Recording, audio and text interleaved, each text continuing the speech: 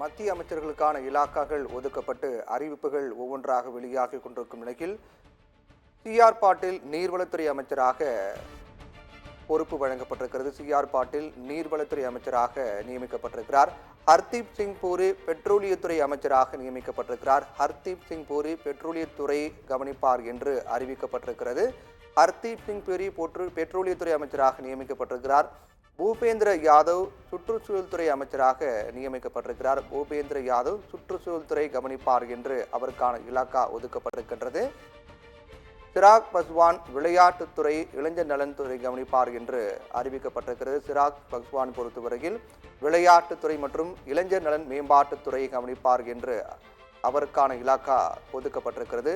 இதேபோன்று கேரளாவில் வெற்றி பெற்ற சுரேஷ் கோபி கலாச்சாரத்துறை கவனிப்பார் என்று அவருக்கான இலாக்கா ஒதுக்கப்பட்டிருக்கிறது. சுரேஷ் கோபி கலாச்சாரத்துறை இணை அமைச்சராக இருப்பார் என்று அறிவிக்கப்பட்டிருக்கிறது. கிரண் ரிஜிஜு நாடாளுமன்ற விவகாரத்துறை அமைச்சராக செயல்படுவார் என்று அறிவிக்கப்பட்டிருக்கிறது. கிரண் ரிஜிஜு நாடாளுமன்ற விவகாரங்கள் அது பொறுத்த அந்த துறையை கவனிப்பார் என்று அறிவிக்கப்பட்டது. கிரண் ரிஜிஜு நாடாளுமன்ற விவகாரத்துறை அமைச்சராக நியமிக்கப்பட்டிருக்கிறார். சி.ஆர். பாட்டீல் நீர்வளத்துறை அமைச்சராக நியமிக்கப்பட்டிருக்கிறார்.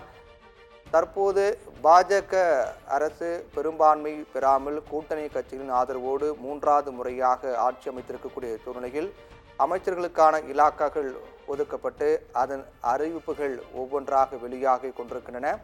அந்த வகையில் ஏற்கனவே அதே இலாக்காக்களை கவனித்து வந்த நிதித்துறை நிர்மலா சீதாராமனுக்கு மீண்டும் வழங்கப்பட்டிருக்கின்றது.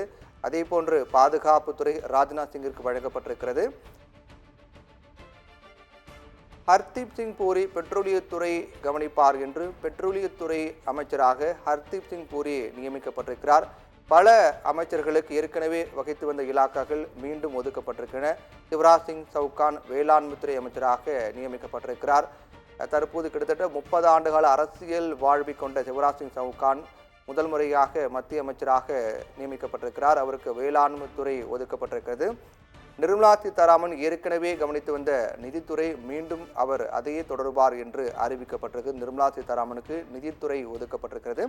ஏற்கனவே அவர் அதே துறையை கவனித்து வந்தார், மீண்டும் அது அவருக்கு தொடர்கிறது.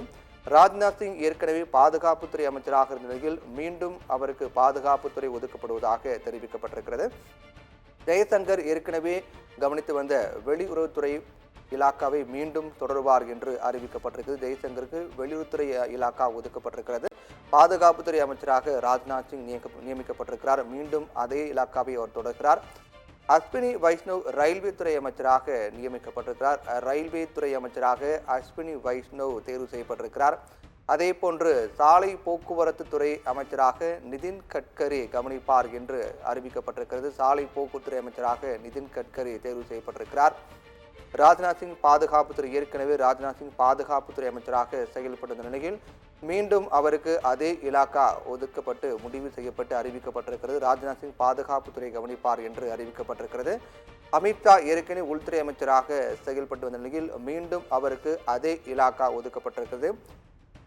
அமித்ஷா உள்துறை அமைச்சராக செயல்படுவார் என அறிவிக்கப்பட்டிருக்கிறது. நிதின் கட்கரி சாலை போக்குவரத்து துறை அமைச்சராக நியமிக்கப்பட்டிருக்கிறார்.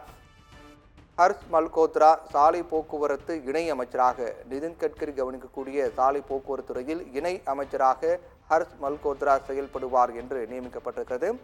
தர்மேந்திர பிரதான் கல்வித்துறை அமைச்சராக நியமிக்கப்பட்டிருக்கிறார். மத்திய கல்வித்துறை அமைச்சராக தர்மேந்திர பிரதான் நியமிக்கப்பட்டிருக்கிறார்.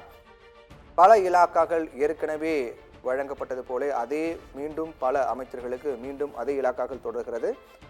சிராக் பஸ்வான் பொறுத்தவரையில் விளையாட்டுத்துறை இளைஞர் நலன் விளையாட்டு மற்றும் இளைஞர் நலன் துறை அவருக்கு ஒதுக்கப்பட்டிருக்கிறது.